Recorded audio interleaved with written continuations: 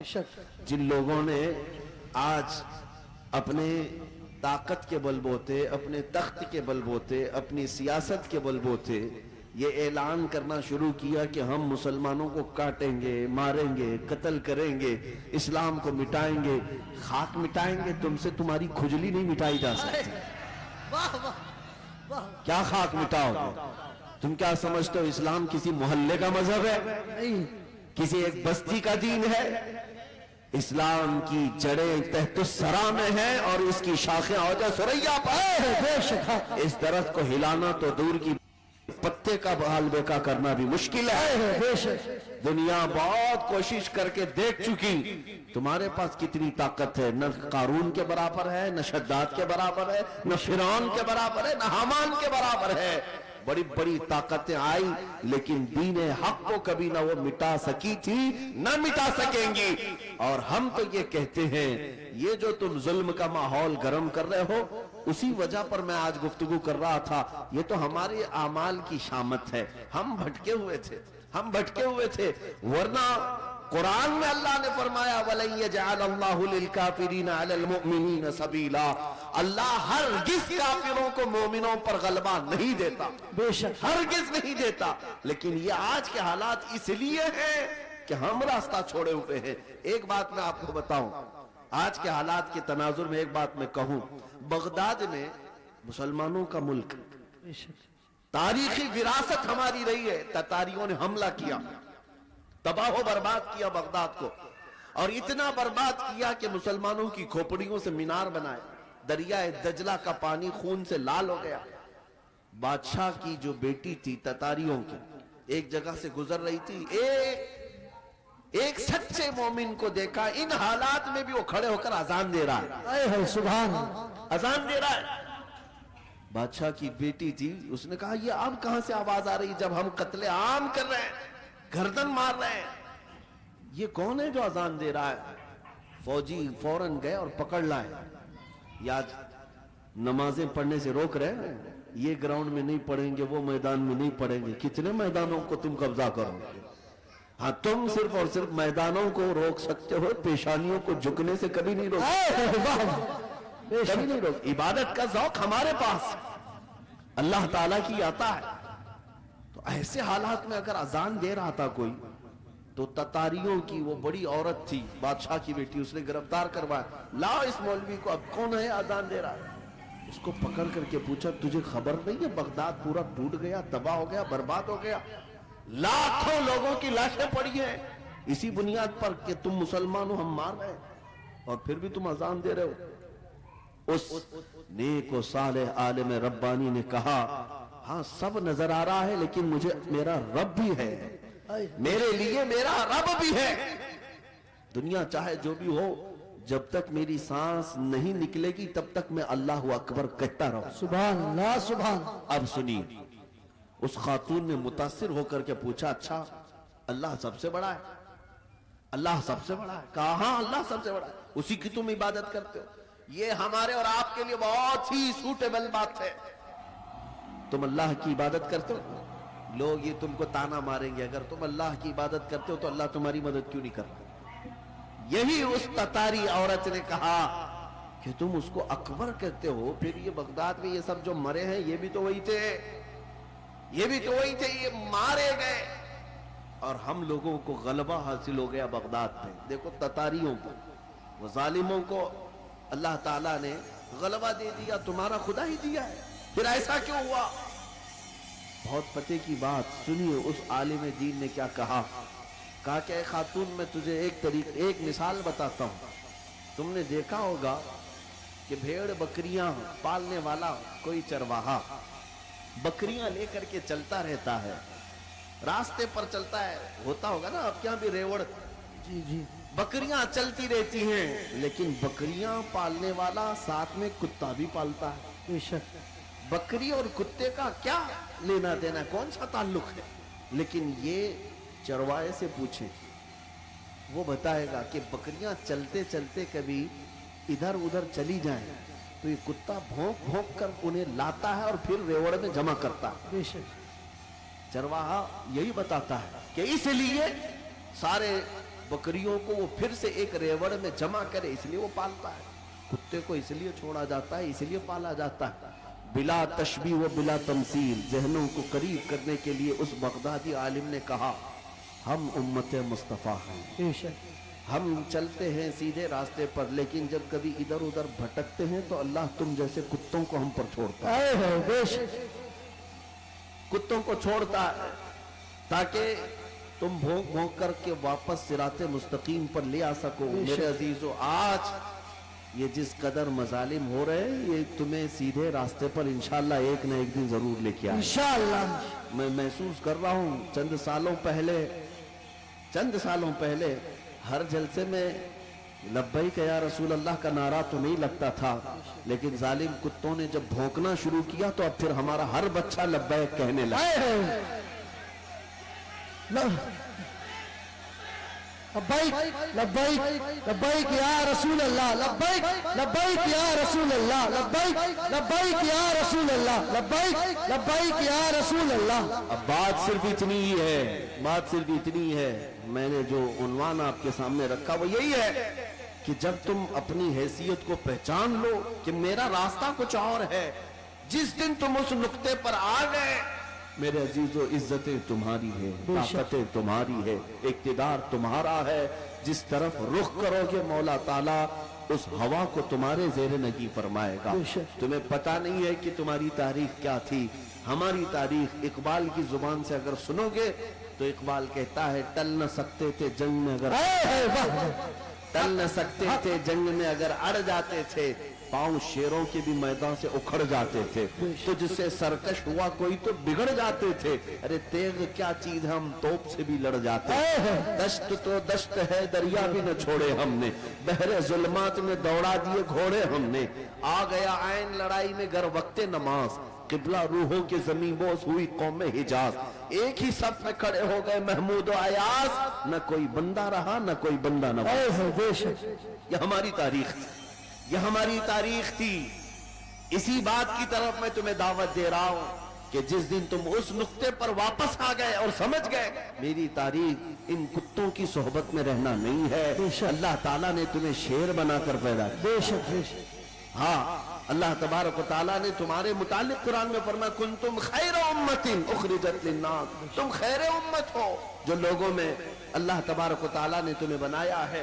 लिहाजा ऐसे वैसे की तरफ तुम्हें देखने की जरूरत नहीं। मुझे अफसोस इस बात का होता है जब हमारा नौजवान ये कहता है, नई फिल्म आई है, उसमें फला एक्टर है, फला हीरो है, बाल उसकी तरह, कपड़े उसकी तरह, पैंट फाड़ लिया, सिर्फ एक नचनिया को देख करके, एक मुजरा करने वाले को देख करके अपना आपा खो गया, अपने आप को बदल लिया। और हमारे घर की खवातीन सुबह से शाम तक सीरियल के सामने, टेलीविजन के सामने और ख्वाब वही सजा रही हैं कि शायद हमारा भी घर ऐसा ही हो, हमारा लिबास भी ऐसा ही हो। मेरे अजीजों, दुनिया क्या करती है इसकी तुम्हें फिक्र नहीं होनी चाहिए। औरतें अगर किसी को देखती तो वो सैयदा कायनात फातिमा तो ज़हरा को देखती, कम से कम ये सीरत का मुताला करती कि उनका दुपट्टा कैसा था, उनका लिबास कैसा था, उनके रहन सहन कैसे थे। इसको छोड़कर इन्होंने आज मजाजी इश्क के और मजाजी ये स्क्रीन के ऊपर अपने दिल दे बैठे। और इसी तरह मर्दों की हालत भी यही है, नौजवानों की। ऐ नौजवानों, तुम्हारे हाथ में बंगड़ियां तक इन्होंने पहना दी, कानों में बालियां तक पहना दी, बालों में चोटियां तक ला दी, क्या क्या कर दिया।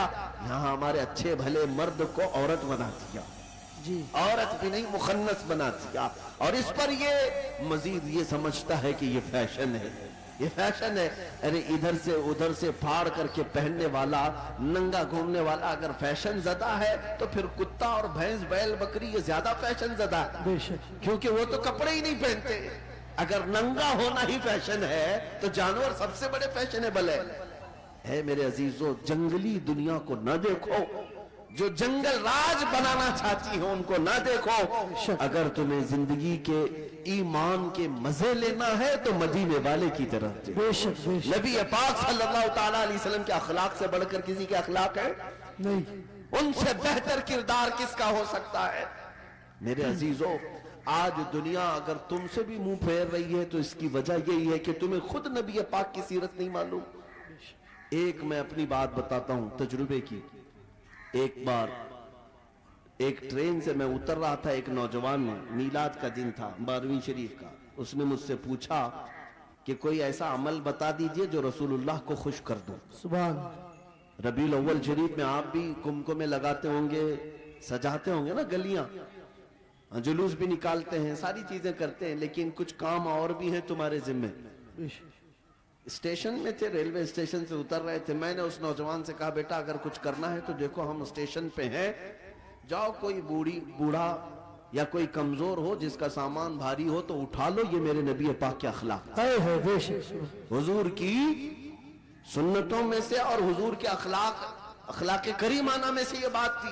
مکہ میں حضور اس بات پر مشہور تھے کہ اگر کوئی بوڑھا سامان اٹھا کر جا رہا ہوتا, نبی پاک خاموش نہیں کھڑے ہوتے, اس کا سامان اپنے کندھے پہ لے لیتے. ہاں, حضور اکرم صلی اللہ تعالیٰ علیہ وسلم کے متعلق حضرت خدیجہ الکبریٰ رضی اللہ تعالیٰ عنہ نے بھی یہ فرمایا کہ آپ بوڑھوں کا, کمزوروں کا بوجھ اٹھاتے ہیں, اللہ آپ کے ساتھ برا کبھی نہیں فرمایا. میرے عزیزوں, میں آپ کو ایک تجربے کی بات بتا رہا ہوں. وہ نوجوان گیا ڈھونڈتے ہوئے, ایک بوڑھی عورت اتر رہی تھی 2 بڑی تھیلیاں لے کر, اس کے پاس گیا کہ اماں جی یہ مجھے دے تو میں پہنچا دوں گا آپ کو. پہلی بات میں ظاہر سی بات ہے اجنبی کو کون سامان دے گا, اس نے منع کیا کہ بھائی چھوڑ دو, میرا سامان مجھے لے جانے دو.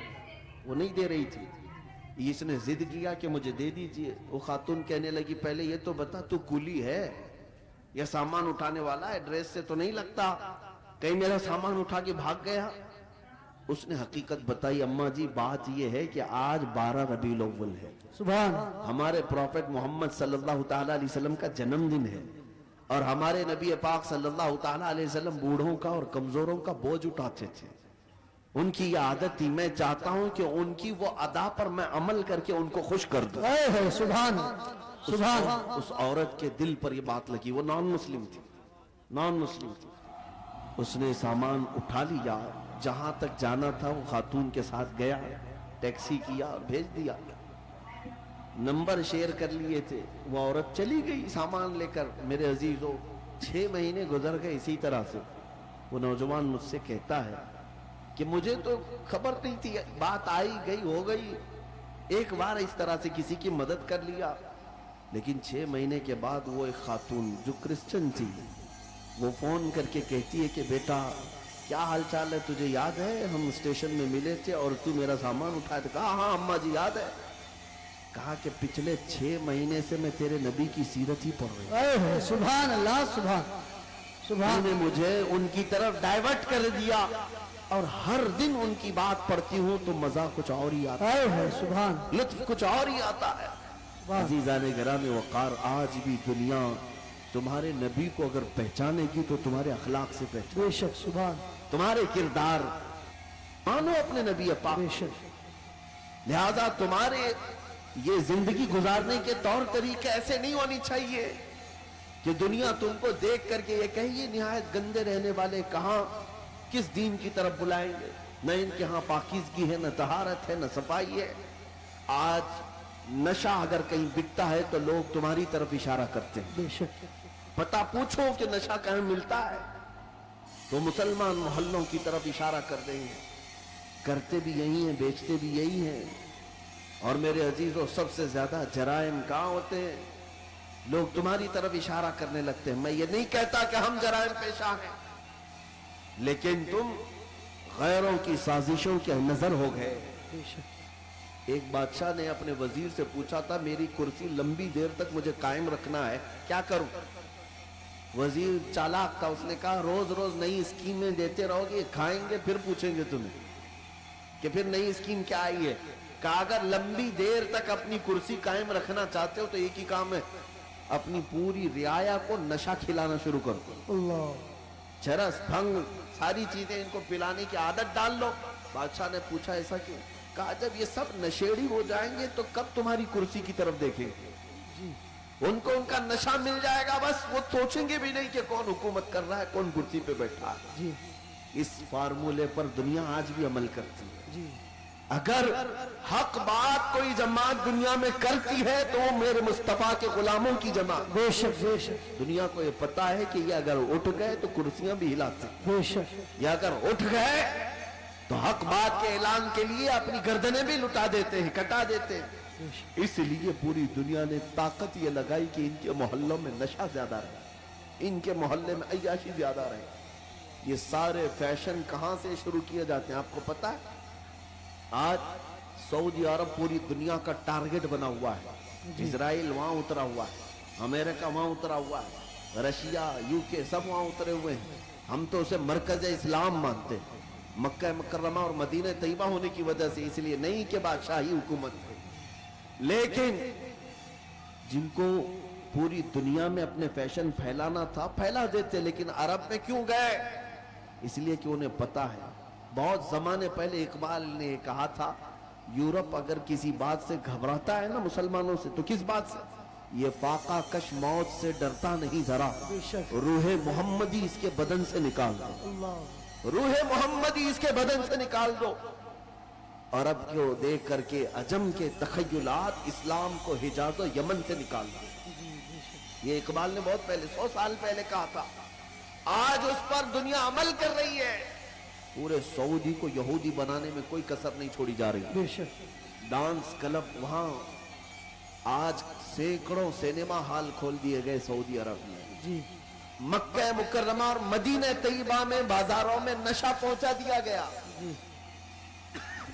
میں نے خود دیکھا ہے, اگرچہ وہاں پر موت کی سزا رکھی گئی لیکن وہاں تک بھی پہنچا دیا.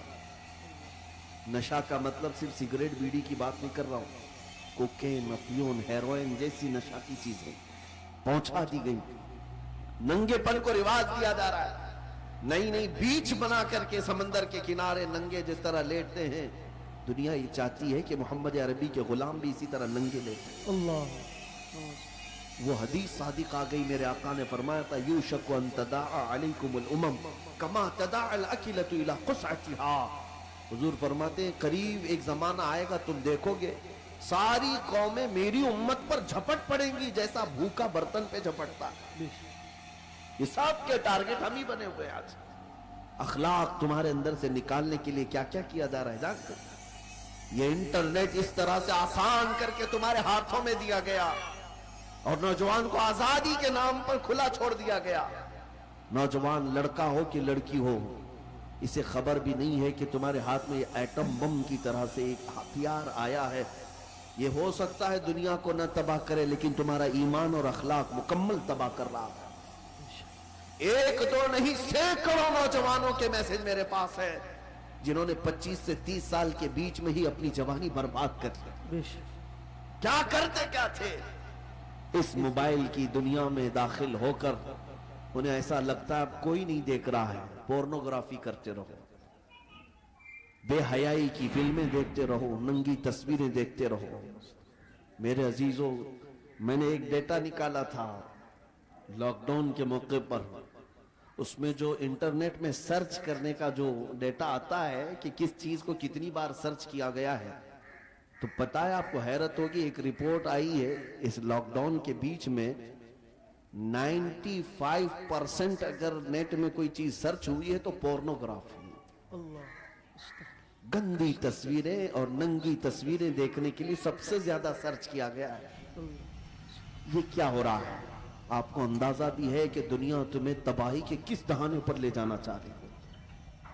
میں آج یہ باتیں کھل کر اس لیے عرض کر رہا ہوں کہ اگر آج تم بیدار نہیں ہوئے, کل تمہارے آنے والے بچے یہ نہ پوچھے کہ محمد کس کا نام تھا.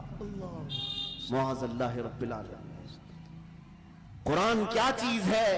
کیونکہ میں نے یہ جدہ میں, عرب میں, سعودی عرب میں ایک شیخ کو کہتے ہوئے سنا, عربوں نے اپنے بچے آسٹریلیا میں, امریکہ میں پڑھنے کے لیے بچپن میں ہی ڈال دیے تھے, اور جب بچے وہ جوان ہو کر کے آئے تو اپنے باپ سے اس بات پر لڑنے لگے کہ اللہ ایک ہی کیوں ہے. یہ کہاں کی بات کر رہا ہے؟ عرب کی بات کر رہا ہوں.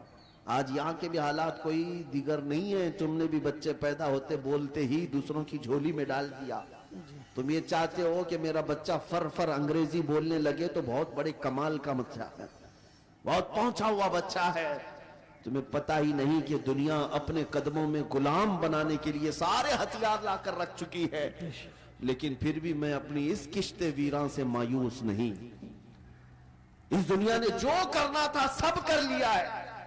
آپ کو پتا ہے ہر اسکول میں ایجوکیشن میں سیلیبس بدل کر کے کیا کیا چیزیں زہر کے طور پر ڈالی جا رہی ہیں, کیا کیا چیزیں ڈالی جا رہی ہیں. مسلمان بچوں کے ایمان کب کے تباہ ہو جائے. ایک اسکول کے ایک کتاب میرے پاس لائی گئی تھی, کافی سال ہو گئے, جس میں چوتھی یا پانچویں کی یا تیسری کی, اس میں انگلش میں ایک پوئم تھی جس کا مطلب یہ ہوتا تھا کہ خدا کبھی کبھار اترتا ہے, انگلش میں گاڈ اترتا ہے اور بیچ پر ناچنے والیوں کو غور سے دیکھتا ہے, کبھی وائن پیتا ہے, نعوذ باللہ من ذالک. یہ بچپن کے ان دماغوں میں اگر یہ چیز جائے. میں کتاب تلاش کرتا رہا, مجھے نہیں ملی. کسی صاحب نے کہا تھا کہ کوئی ٹیچر یہ پڑھا رہی تھی اسکول میں, اگر یہی سارے معاملات رہے تو میرے آقا کی وہ حدیث بھی صادق آتی ہے, کل مولود یولد علی الفطرہ وابواہ یحودانہ او یمجسانہ او ینصرانہ. ہر پیدا ہونے والا بچہ اسلام کی فطرت میں پیدا ہوتا ہے, لیکن اس کے ماں باپ اسے یہودی بنا دیتے ہیں, عیسائی بنا دیتے ہیں, یا آگ کا پجاری بنا دیتے ہیں. آج یہی تو حالات ہے. تمہارے گھر کا بچہ تو ایمان پر پیدا ہوا تھا, لیکن تم نے کسی اور کی گود میں ڈال کر کب کے اسے کافر بنا دیا. اور نبی پاک صلی اللہ تعالیٰ علیہ وسلم نے یہ بھی فرمایا, قیامت کے قریب ایک زمانہ ایسا آئے گا تم پر, صبح تم مومن رہو گے, شام میں کافر ہو جاؤ گے. رات کو مومن سو گے, صبح کافر اٹھو گے. میں سوچتا تھا ایسا کیسے ہو سکتا ہے. میرے عزیزو, دنیا نے اتنے ہتھیار بھی تمہارے پاس رکھ دیے ہیں, تمہیں خبر بھی نہیں ہوتی. تم گانے سنتے سنتے سو رہے ہوتے ہو, کئی کفریہ کلمات اس میں آتے ہیں. رات کو تو ایمان والے تھے, صبح سن کر کے کافر ہو چکے.